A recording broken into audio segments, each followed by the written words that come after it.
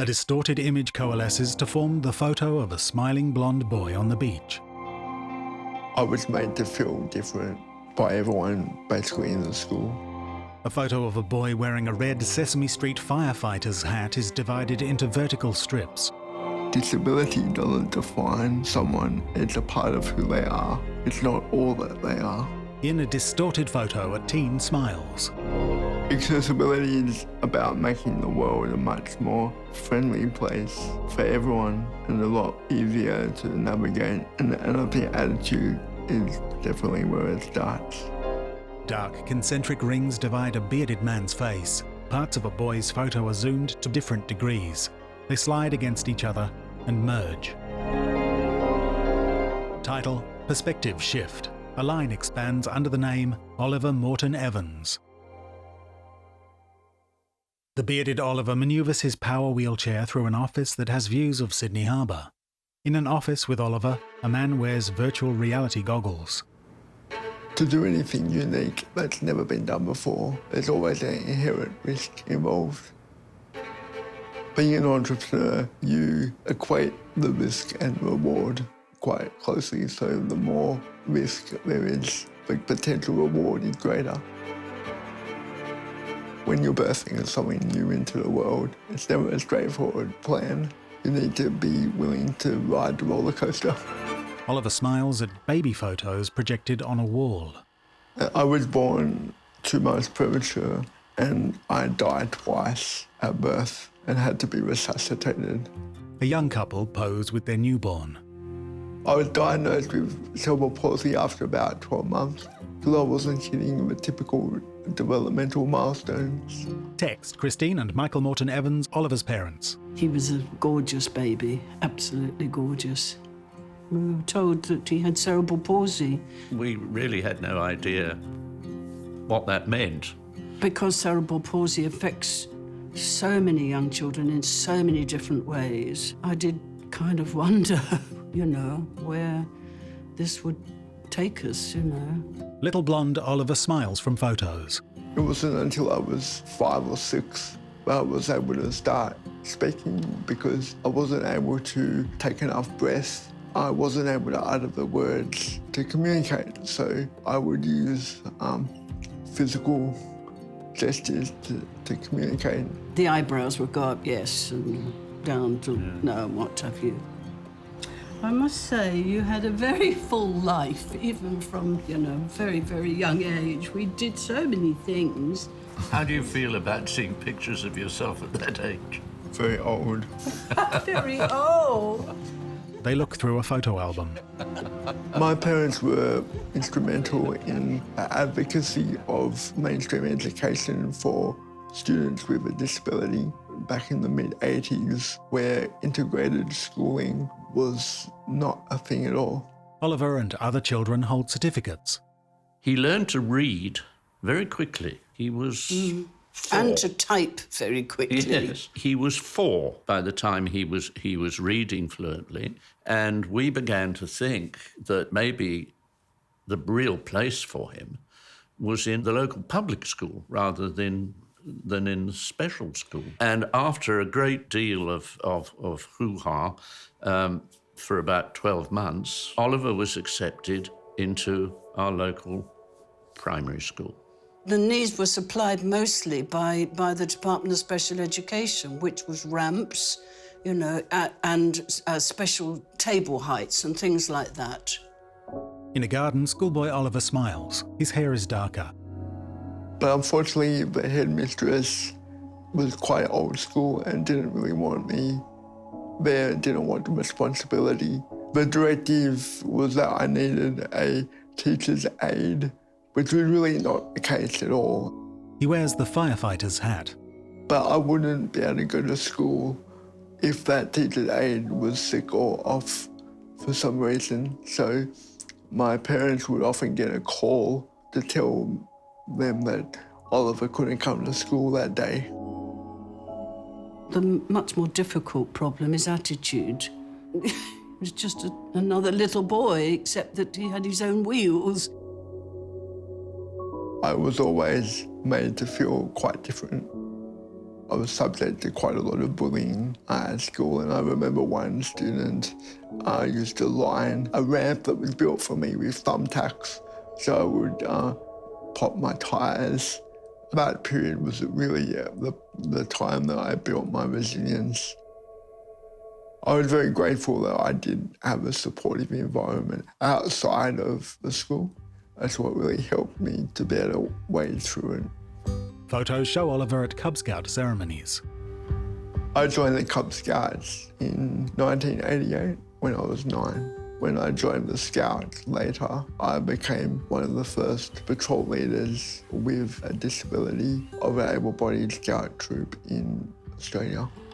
When it was announced that I would become a patrol leader, there was a belief there that I was just given the role because of a tokenism. So it was a little bit of working and educating through that. A patrol leader leads a team of around about 5 scouts. We would often have to plan the trip, so plan inventory and the activities that we would be doing. I assumed a role of more of a project manager. So that's probably where I started getting those skills from. Colourful cloth Scout badges cover a blue and yellow shirt sleeve. At one stage in Cub Scouts, I decided to go and try and get my swim badge. For a Cub Scout to get their swimming badge, they had to be able to swim, I think it was then 6 lengths of the pool. My Cub Scout leader automatically thought that they would have to change the rules for me to be able to obtain this badge, but I didn't really want to be subject to different rules. If someone tells me I can't do something, that's the impetus for me to double my efforts to change that opinion or attitude. So that's kind of what I did. A badge depicts a freestyle swimmer. I swam quite a lot of laps in a pool. He did the 6 and he got his badge and could say that he'd rightfully earned it. Yeah. I've always been a firm believer that my disability isn't a barrier to achieving the goals and aspirations of people without disability. And not only has that allowed me to command the respect of everyone around me, but it's also allowed me to achieve more than really I could possibly imagine. At afternoon tea. Do you remember when you were doing your Duke of Edinburgh award, the Gold Award? Some of the things that you did were absolutely hair-raising. Whitewater rafting and abseiling. I always took my head off on a low-hanging branch while I was whitewater rafting. Yeah. But I wasn't. Were you scared? No, it was just quite taxing. Some sort of safety harness on, dare I ask? Yeah, of course. A police officer presents teenage Oliver with a certificate. In year 12, I decided to go and get my Gold Duke of Edinburgh award. As part of that award, I had to do a certain amount of community service. I decided to form the Association for Disabled Students in Mainstream Schools, which was a support network for students primarily in New South Wales that had a disability but were integrated into mainstream schooling. As a result of founding the association, I was nominated for the 1997 Young Australian of the Year. I decided that I wanted to pursue a career in graphic design. So I picked up art in year 11 in order to pursue that. My year 11 art teacher recommended to my parents that graphic designers weren't very well paid for a start, and I wasn't particularly good at that either. They should be pushing me to pursue a career in computing. Obviously, my relationship with that particular teacher soured a bit at the time, but it was the fuel that I needed to be able to apply myself even more. I ended up getting top 500 in the state and pre-selected for Art Express. that really helped me to decide to pursue what I was passionate about rather than what would be a good financial decision. A landscape is created from smooth blotches in shades of green and brown. When I went to uni, I started studying a Bachelor of Business, majoring in marketing and doing a sub-major in entrepreneurship. I made a really great bunch of friends at university, and quite a few that I still keep in touch with now, and in fact I would come to work with later. Yeah, I don't remember exactly how I met you, but I guess maybe it was on doing a university project. I think that might have been it, because you had like group projects, right? Yeah. I don't remember what one it was, but we pulled a few all-nighters there. My resume obviously featured the awards that I had won and fairly good marks that I received both at university and school, and in my humble opinion, my resume was pretty good. Oliver cruises between office high-rises. So my first junior marketing interview was at a trucking company. I didn't tell them on my CV that I had a disability. The interviewer was taken a little bit aback by me. The interview went okay, but then at the end of the interview, he ended up giving me a toy truck. I immediately knew I didn't get that job. Probably 12 months seeking a career in marketing, I would often disclose my disability on the resume and not get a first interview. At other times, I would not put it on there and I would get a first interview, but then I wasn't invited back for a second interview. This was in a day in the early 2000s when really equal opportunity was rhetoric and not really practiced. Often it was a shut door even before we got to that. His high-tech chair is perched on a controllable arm. After some time of looking for work in the private sector, an idea was suggested to me to potentially look at government work because they were far more likely to be equal opportunity employers, but that didn't really fill me with much interest. Saying no to government jobs was really the first time that I knew I was taking a risk to continue looking for my so-called dream job. That was when I kind of came up with a plan to look at it from a different angle. In an office, Oliver uses a keyboard and a mouse. A headset sits behind his neck. During that time that I was looking for a more corporate career, I was doing graphic design work as a side hustle. I ended up getting to see that I could make this a career, and instead of going to work for someone else, I could actually be the master of my own destiny.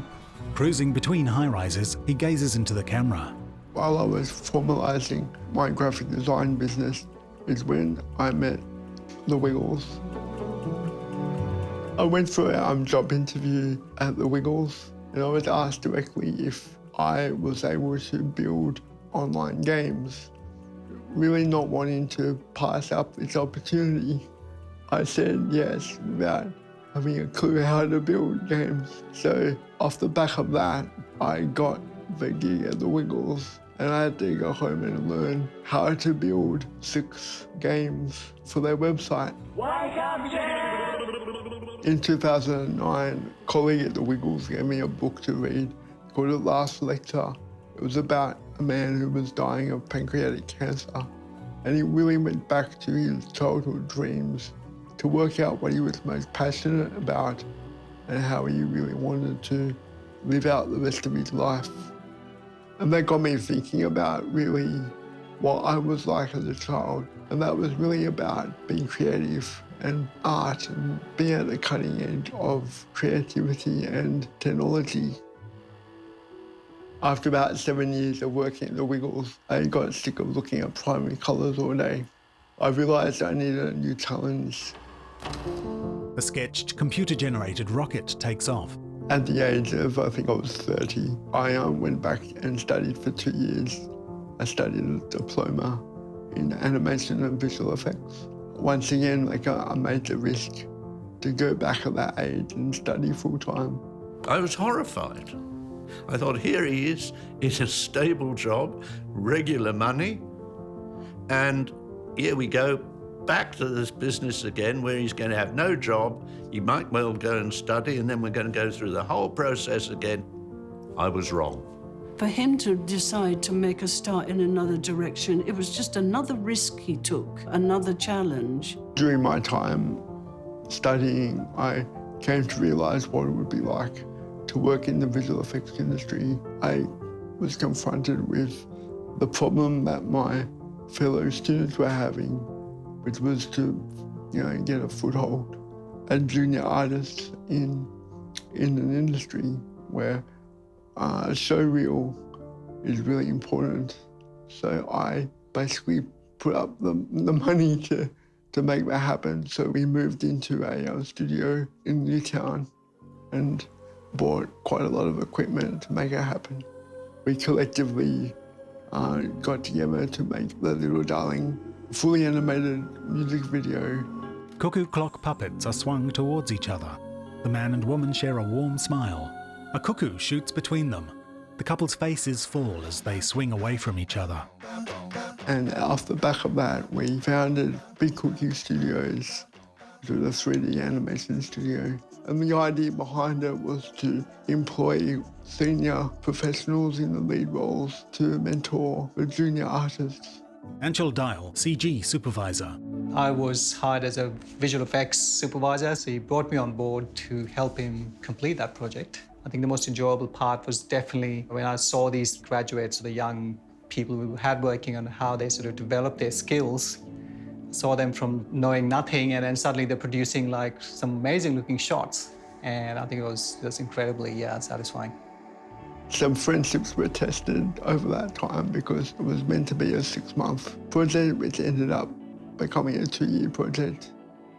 So in order for me to get the project completed, I had to put more money into it. Even though that everyone knew what the end result would be, that was a very testing time. The puppet man rides a chain upwards, smashing through a wood floor. He leaps clear. And we ended up winning quite a number of awards, both in Australia and internationally, including the LA Movie Awards Best Music Video in 2015. I think it was going to be very hard to top that one. Carrying the puppet man and woman, the cuckoo swoops through a window and flies toward distant mountains. During Anshul's second engagement with the studio, we got talking and really wanted to go into business together and shifting our emphasis of work onto virtual reality. Photos show Anshul working with virtual reality goggles. I said, look, I think virtual reality is the way to go. There's new opportunities in this space, and we should team up again and see if we can get some work. We rebranded Big Cookie Studios to Pick 4. So at the time, VR was still very much in its infancy. There was a lot more apprehension about adoption of the technology. We spent quite a long time convincing potential clients of the benefit of immersive VR. We were only making money basically when we were sitting on a box doing work. I had a conversation with my family. It was probably going to close the studio within 2 months unless more work came in. One day I was working on a project and it was getting very close to deadline and we were running out of time and I started getting heart palpitations. At one point I did feel like I was having a heart attack and I ended up getting admitted to the hospital for a stress-related illness. It's a wake-up call for me that this kind of business wasn't sustainable for my own health. Oliver sits pensively in a park. Fade to black. Text, Rowan O'Reilly, Neuromseriv co-founder. When I first heard Oliver speaking about VR across a crowded room, I was looking for collaborators. And I just picked it up and I just went, excuse me, I'm sorry to bother you, but were you talking about VR? And he goes, yeah, I have a VR animation studio here in Newtown. And I, bing. I met Rowan O'Reilly, who was a rehabilitation therapist that had been sort of pioneering VR for rehab for the last 5 years. And he was actually looking for a VR content producer to produce custom VR software for his new technology that he was building. There is a word called serendipitous and it can be overused, but it is 100% descriptive of how that happened. After meeting Bo, Ollie came back in the morning, he said, I met this guy, and that could be the way for us to, transition to that, the product-based business we've always talked about, and that was the beginning. Rowan had just been featured on ABC Catalyst about his pioneering work. So I think that was a testament to the fact that he was working on something pretty special. Within 3 to 6 months, we were in business together. That business became Neuromseriv. A woman puts on VR goggles, then sits moving her arm. Hey, Steph, come on in. Look forward to testing this with you today. Oh, I can't wait. Yeah. Look forward to your feedback. Okay. Yeah. Graphics show a hand cleaning a bathroom. You should have the menu in front of you now. Yep. Yeah, this is incredible. I've not seen this yet. It takes 2 seconds before you're so immersed that you you forget that's not real. And that's why I'm still cleaning the basin. Is your arm getting a good workout with this? Yeah, I'm really tired. That's the idea. Half of the entire battle in rehabilitation is people get bored. I don't know if you've ever been to a physiotherapist and they say, well, look, go home and do this 400 times, and in the middle of the night, wake up and do another 4. Engagement is massively problematic. What we're building is essentially a way of making rehabilitation fun and engaging by immersing the user in a whole new, fun and gamified environment.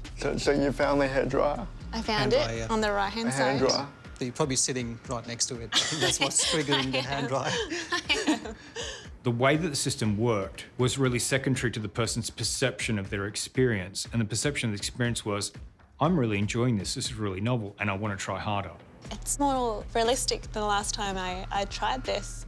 In terms of upper limb rehabilitation, which is what we're targeting, there really hasn't been anything really significant in about 30 years that you could say is close to what we're doing. As our business grows and we get closer to a commercial product, so too has the technology of virtual reality. I think people are now starting to really see the actual use case of VR in a clinical setting. Attitude adjustment in the vertical direction. When it comes to generating money and opportunity, that would be something I'd say is Oliver's key skill set. We're tremendously lucky that he's on board because he makes things happen. Grant writing is an art. It's a black art. So each time we get a grant, it is a big deal. I would say that the type of grants that we can get access to, mostly because of the work that O's done in knowing how to master the art of grant writing, but you never take it for granted, and it is always an amazing thing when it comes off. Oliver, Anshul and Rowan have a meeting. So most recently, we received a $1 million grant from the Biomedic Horizons program. So that will help us complete product development of our unique wearable device that will allow you to feel objects during a VR therapy session. I didn't think that this journey that we're on would happen the way it has. I thought you're just going to battle it out. And if you're still standing at some point down the track, you may have a chance at succeeding. But I never saw things like $1 million grants happening. That was just out of the ballpark. And I know for a fact, if it wasn't for Oliver, that would not be happening like that. VR graphics replicate the user's movements. Australia's actually had quite a few highly successful, particularly medical innovators. We obviously have the dream to be held in that esteem. The icing on the cake, really, to know that your technology and the hard work and the sweat and the tears were all worth it. And what we are doing is really helping millions of people and helping to improve their lives. With this technology, we can actually really improve people's lives who haven't had, the opportunity until now to have access to this incredible technology. At work, Oliver tests VR goggles. For me, success is much more than just making money. It's really about making a difference and being able to not only make a difference in the world, but actually really be able to change people's attitudes about what is possible for a person with my level of disability. I'm such a firm believer in actions speaking louder than words, and by me just involving myself with as much as possible, with as many people as possible that don't have an experience of a disability, that has been the best way to really change people's attitudes, because attitudes are really the major barrier. Oliver smiles at the view from a boardroom window. He cruises through a park. I can see a light bulb moment in people when they finally twig that I am the real deal and I am doing what I'm doing, and really bringing about education around how people with varying abilities can make a change in the world. Gazing steadily into the camera, Oliver smiles. Sydney Harbour views stretch behind him. Cut to black. Audio description by The Substation. Credits: Attitude Foundation presents a Taste Creative production. Producer Leah James. Executive producer Henry Smith. Series director Genevieve Clay Smith. Writer Emily Dash. Editors Josh Searle, Javed Sterrett. Created by Taste Creative for Attitude Foundation. Directed by Josh Searle. Executive producer Graham Innes. Director of photography Mikey Hammer. Filmed on location in New South Wales on the traditional lands of the Cammeraygal and Gadigal people. Funded by the National Disability Insurance Agency. Logos for Inclusively Made, Taste Creative and Attitude Foundation.